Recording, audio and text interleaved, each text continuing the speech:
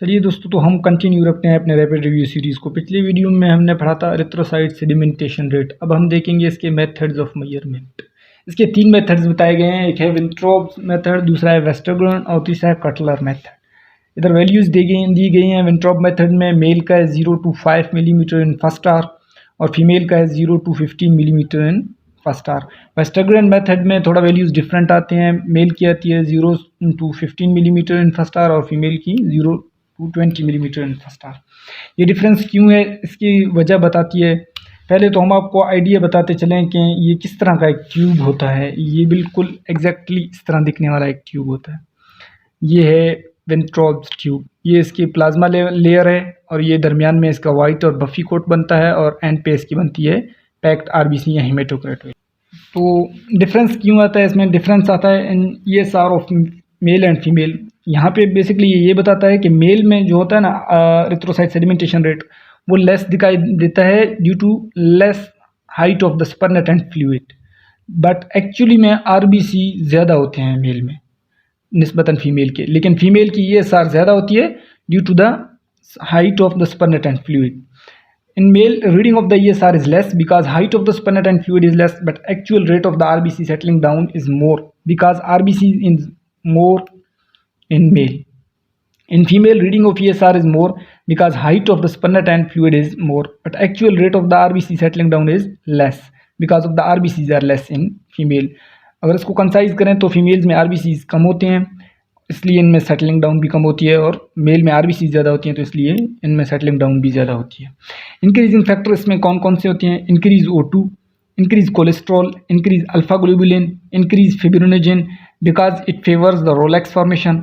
Fibrinogen ज़ाहिर है clotting protein है, तो ये रोलेक्स फॉर्मेशन में मदद देगी, इसलिए ये ESR को भी इन्हांस करेगा। आगे आता है acute infection due to the protein that enters the plasma from the site of infection. अभी इसके डिक्रीजिंग फैक्टर्स पे जाते हैं। Increase CO2, increase lecithin, increase albumin and increase nucleoprotein. ये इसके डिक्रीजिंग फैक्टर्स हैं ESR के। फिजियोलॉजिकल वेरिफिकेशंस क्या होते हैं? लोएस्ट इन न्यूबॉर्न, न्यूबॉर्न में RBCs की सेटलिंग डाउन लो होती है काफ़ी।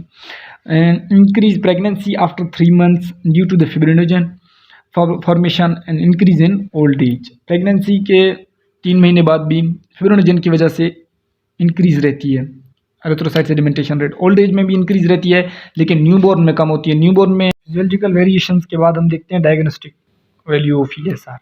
Increase ESR indicate some disease in body. ESR के इंक्रीज से हमें डिजीज़ का पता चलता है, मुआयना कर सकते हैं। डिजीज़ की डायग्नोस्टिक पर्पसेस के लिए हम ESR को इस्तेमाल कर सकते हैं। It differentiates between organic and functional disorders. In functional disorders ESR is normal. It indicates progress of disease. ये हमें इंडिकेट करती है कि डिजीज़ किस तरह प्रोसीड कर रही है, फर्दर प्रोग्रेस इसकी किस तरह है, मतलब डिजीज़ वर्सन होता जा रहा है या हमारी ट्रीटमेंट से बेटर होता जा रहा है। बताते हैं pH ऑफ ब्लड पे। pH ऑफ ब्लड हमारे पास एवरेज होता है 7.4। इसकी रेंज मतलब जो वेरी कर सकती है वो 7.35 to 7.45। Limits not lower than 6.8 and not more than 7.8। इससे आगे या इससे कम नहीं हो सकता। 6.8 से नीचे नहीं जा सकता, 7.8 से ऊपर इंक्रीज नहीं कर सकता pH। ये इसलिए क्योंकि एंजाइम्स वगैरह के लिए ये हार्मफुल हो सकता है, उनको आयनाइज कर सकता है। pH of RBC 7.1 less alkaline. pH of RBC थोड़ी बहुत अल्कलाइन है। ओके, ब्लड वॉल्यूम देखते हैं। Total amount of the blood in circulation and in the blood stores is called blood volume. Total amount of blood, तो जितनी भी blood की amount होती है, total amount of the blood in circulation and in blood stores, जो blood stores में और जो सर्कुलेशन में होती है, उन तमाम ब्लड के अमाउंट को उनको इकट्ठा करके हम उसको क्या कहते हैं? Blood volume. आगे वैल्यू कितनी है ब्लड वॉल्यूम की? 90 millilitre per kg of the body weight are 5 litre in man of the 70 kg। Physiological variations blood volume में क्या आती हैं? एज के हिसाब से देखते हैं पहले। In infants blood volume is greater in proportion to the body weight but lesser in proportion to the body surface. Infants की बॉडी सरफेस से लेस, लेकिन बॉडी वेट से ज़्यादा होती है ब्लड वॉल्यूम। और सेक्स के निस्बत देखते हैं तो in males blood is greater than females due to the greater RBC count. Males में RBC काउंट ज़्यादा होने की वजह से वो ब्लड वॉल्यूम भी ज़्यादा है फीमेल के निस्बत। और प्रेगनेंसी में blood volume increase due to the increase cells and plasma. Pregnancy में इंक्रीज सेल और प्लाज्मा की वजह से ब्लड वॉल्यूम इंक्रीज करती है। एक्सरसाइज और adrenaline, blood volume increase due to the muscle and spleen contraction. Exercise जब हम करते हैं तो मसल कंट्रैक्शन होती है, उससे भी ब्लड रिजर्व जो होते हैं ना वो फिर से सर्कुलेशन में आती है।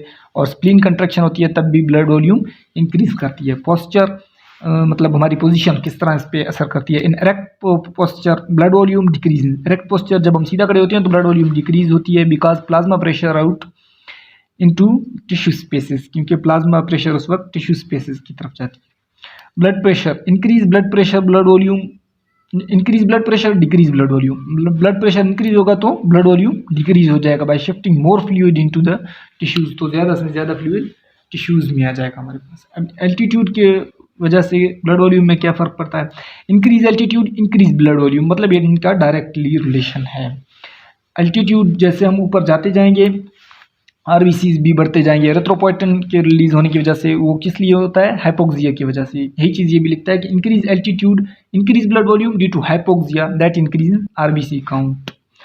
ओके, फिजिक की वजह से blood volume is less in obese because adipose tissue has less H2O। मोटे लोगों में, ओबेस लोगों में ज़्यादा फैट होने की वजह से ब्लड वॉल्यूम कम होती है, क्योंकि उनमें H2O कम होती है फैट की वजह से। मेथड्स ऑफ मेजरमेंट, हम ब्लड वॉल्यूम को किस तरह मेथड मेजर कर सकते हैं, उसके यहाँ पे इसने दो तरीके लिखे हुए हैं। एक है डायरेक्ट मेथड और दूसरा है इनडायरेक्ट मेथड। इनडायरेक्ट मेथड को फर्दर ये एक्सप्लेन करता है कि एक है डाई मेथड और दूसरा है रेडियो एक्टिव मेथड। अब radio iodine plasma albumin method है और आगे रेडियो एक्टिव आयरन मेथड है।